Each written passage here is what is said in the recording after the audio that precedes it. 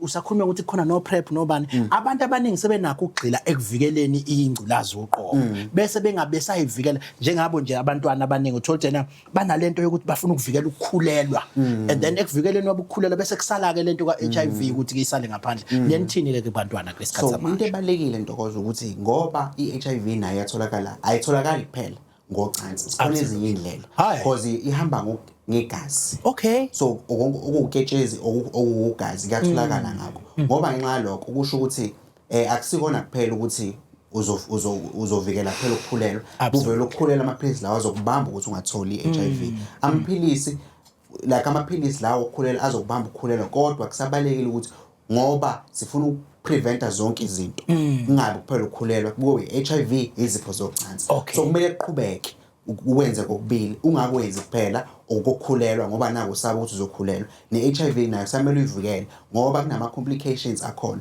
if ungayivikelele bese uyitholile.